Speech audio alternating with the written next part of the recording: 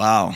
10 months ago, we convinced Brock Pierce and I were in Washington, D.C., right after Trump's inauguration. Steve Bannon used to work for Trump, he used to work for Trump too, but he used to work with Brock Pierce in Korea, in a big company.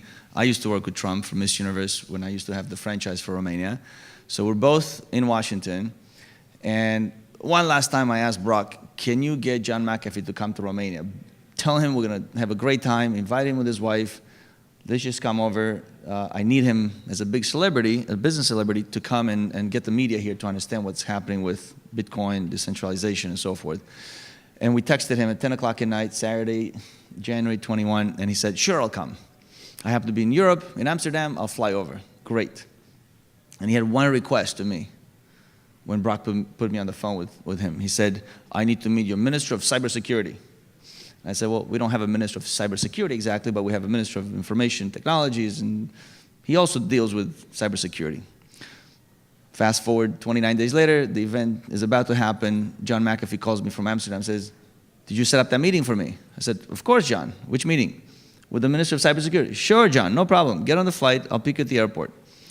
Now I hang up with them. It's 2 p.m. and I'm thinking, who do I call to find this young guy that I've heard of who was the new Minister of Information Technology of Romania? So I called Dragoș Preda, who I knew he would definitely know him, put me on the phone with him. I don't know how he picked up the phone. And all I said to him is, sorry to bother you. We don't know each other, but I've heard good things about you. And John McAfee wants to have dinner with you tonight at 7 p.m. Are you available? 2 p.m., 5-hour notice. He says, let me call you back. Change some things around. 7 p.m., we met at the Sheraton. That to me is called an opportunist, which in this country, unfortunately, it's a very bad connotation of being an opportunist. But that to me is being an opportunist. So we meet at 7 o'clock, and I think it was 4 or 5 hours later, I said, listen, you're an amazing guy. This was a great dinner. Thank you for entertaining John's crazy ideas and everything he wants to do and sell services to your ministry. I didn't know you. Would you mind being our keynote speaker tomorrow morning? Robert changed the schedule on the website. We have our minister who's going to be opening the keynote, the conference. So that's how we met. Okay? And here we are 10 months later, and I'm very proud to have really gotten to know him since then. He did me a favor because John was going to be very upset at me if I didn't set up this dinner. And then, of course, he enlightened everybody with an amazing speech the next morning. And I've since then watched him in other conferences speak, off the cuff, no notes. And then, of course, politics always takes people in different directions. All of a sudden I see him, Ponta, and who was the third person? Grindeanu, the Prime Minister. Right, and the Prime Minister at the time, the three of them locked up. Yeah, sorry, he was a nice Prime Minister for a very short period of time. The three of them locked up in Victoria Palace, telling the world, we are here to stay, we're not leaving anywhere. And I'm thinking like, wow, two ministers and a former Prime Minister, a minister, one current Prime Minister, one former Prime Minister are telling the world, 21 million people here, we're locking ourselves in here, we're not leaving until something happens. I'm thinking, wow, this guy's gutsy.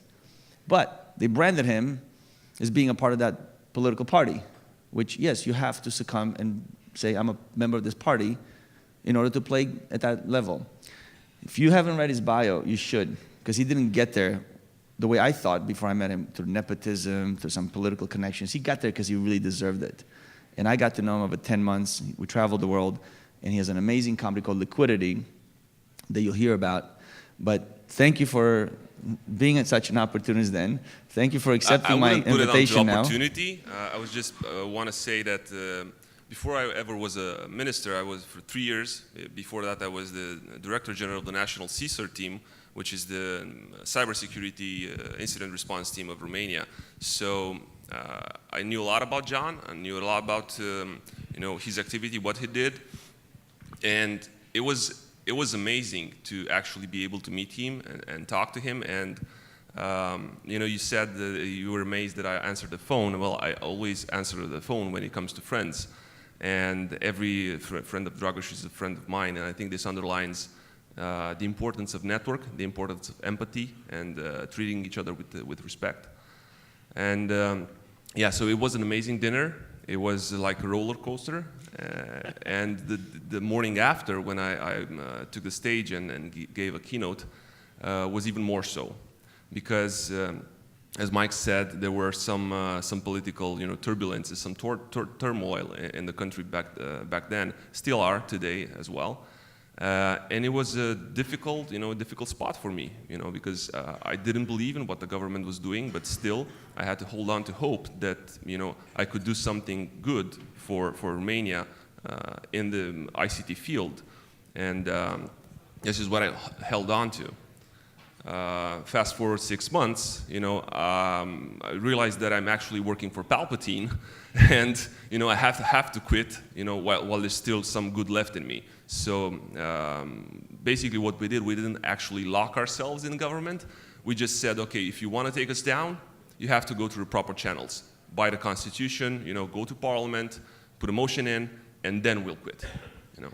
So the cool thing is, back then, as I mentioned yesterday, just a week before our conference on February 21, there were 500,000 Romanians protesting outside of this Victoria Palace. And I was in Los Angeles watching this. I'm thinking, I need to cancel this conference. It's about decentralization. These people are trying to decentralize the government. So as I mentioned to you, when we invited Alex Petrescu, the then Minister of Economy, I told him, please be careful what you say, because I don't want to be blamed. I'm a Romanian, Israeli, American citizen. Sure enough, I'll be a Liberland citizen. And I said, and I don't want people to think that I'm coming here from America with CIA backing or whatever the hell is in their stupid brains, some of these wacko conspiracy theories people, that I'm trying to do something bad. I'm just trying to bring some knowledge and create, networking, and now look at what we've done with d10e. And I asked him also the same thing. I said, please be careful what you say on stage. The first thing he does when he gets on stage is, I'm decentralizing everything I can in my department, just like Alex did. Quick words about me. Before entering into public administration, into government in Romania, I had my own software development company. So we mostly did medical software and medical grade IT products. But I'm a computer scientist and software developer at heart. So when I saw the potential that blockchain has, I immediately thought about how can I implement it in public administration and government. First, it was at the CSERT. It was a project on sharing indicators of compromise, sharing information about malware and attacks using blockchain platform, and that was the first project that I was involved with in the blockchain field. And then at the ministry, I wanted to actually do this for document management between all government entities, because the flow of data was awful and unstructured, and this was one of the first solutions that I thought of.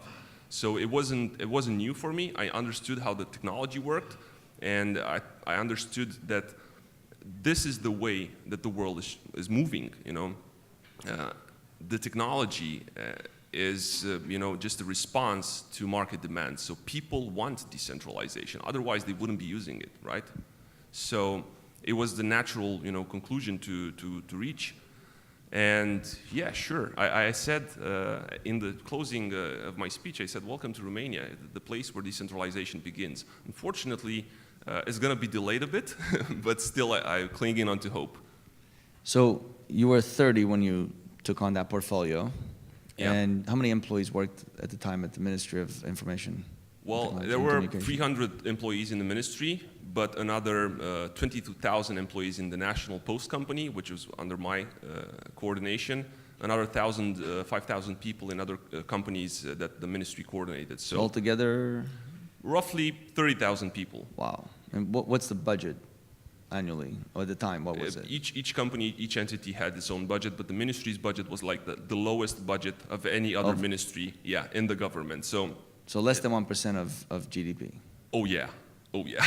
So the most important, much less. Like so education and information technology, and these are the core. You need to picture this. So Romania has huge potential for agriculture, right? There's fields to grow food on countrywide. So, but we still produce more from ICT than we do from agriculture. So in 2016. ICT GDP contribution was 5.5%, and agriculture was somewhere around 3%. So this is the first contrast that I saw, when it comes to this, because there was so little attention, to the Ministry of ICT and so little budget, but the consequences of having such a small budget were actually dire. So. Wow. So you're 30 years old, you accept this amazing challenge. In my opinion, you excelled, you were a great speaker, you kept a very ethical position in everything that I saw you do those 5 months? 6. 6 months.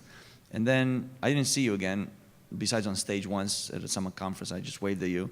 And then I saw you July 4th. So February to July 4th, and we met up, and then I said, come to London with me to a conference, right? And again, you were an opportunist, and you jumped on a flight, and you came. And then I said, come to Barcelona. And again, you came. Well, that's not the full story. The full story is about a year ago, December 2016, I was fed up with public administration. I thought that, everything that I had built was built with great sacrifice, and it's not actually worth it because the system has this inertia, and this non-Newtonian response where you push to change something and it pushes, back 10 times harder. And I said, okay, I want to quit. I want to do something in the private sector again. And the funny thing, we were 3 people in one room, and one of them asked for some money. He wanted to borrow some money for short term. And I wanted to actually give him some money, but I didn't have any cash, so I opened up my home banking app. And it occurred to me that it was so difficult to actually share some money, send some money to someone that was in the same room. There was so many steps to go through. And I thought, okay, so I'm tech savvy, and it takes me so much time.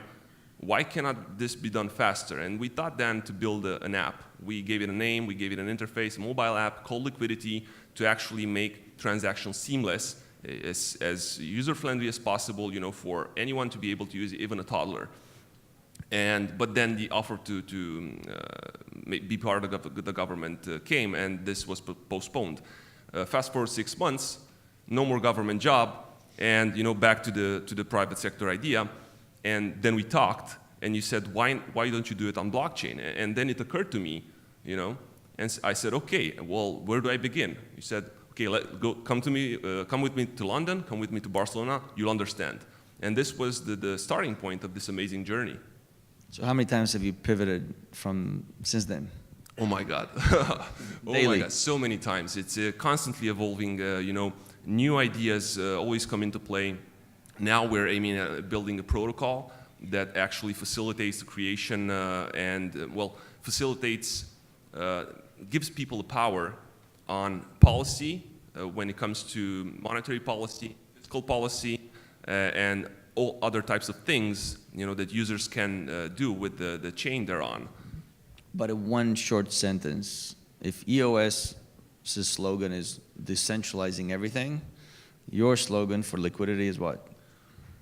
There are many options, but one of them would be, the longest one would be money for Industry 4.0.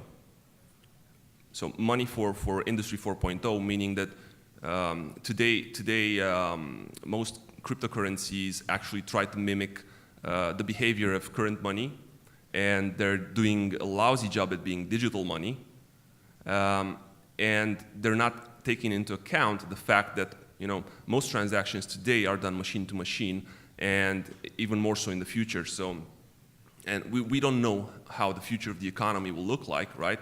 We don't know if it's going to be more sharing economy or some sort of decentralized capitalism. We don't know what it will look like. But we do know that it's going to be using tokens, to share value, to transfer value, to track goods, to make production more efficient, and so on and so forth. So we're building a coin that can service this. And like Alex Leidman said, there will be only 2 classes of assets: real estate and tokens, right? Well, yes You want to dispute a futurist? Go ahead, please. You have the stage.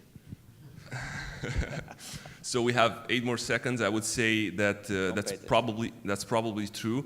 But I think that, in my opinion, there's going to be assets that are tokenized assets that will be the big thing, and everything in between.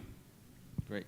So tell us just quickly before we part and we continue the ICO pitch competition, how humbling is it or hard to go from having all these people driving you around, taking your clothes from the cleaners, and all these services that you need to have in order for you to be sharp and do your job as a minister, to then go back to being a citizen where you take the subway by yourself and you wander around and like, wow, I'm a regular person again. How is that at such a young age? Being sharp is part of what I think that means to be a good public official, but also being empathic is also important because being detached from reality can make you not notice the most important parts of it. This is why when I was in office, I took my own, close to my own dry cleaning. I took the subway sometimes to work. I drove my own car. So in order to be, firmly anchored into real life stuff. So it's not such a huge impact on me. Would you ever consider going back into public service? Yes, but for now, I think we have a parliamentary majority that is not changeable in the next 3 years, so for now, no. So perhaps in a decentralized government, you would take a portfolio. Why not? All right, perfect. That's what I'm looking forward to one day. So thank you for your time. Thank you. And thank you for being here with us. Thank you all.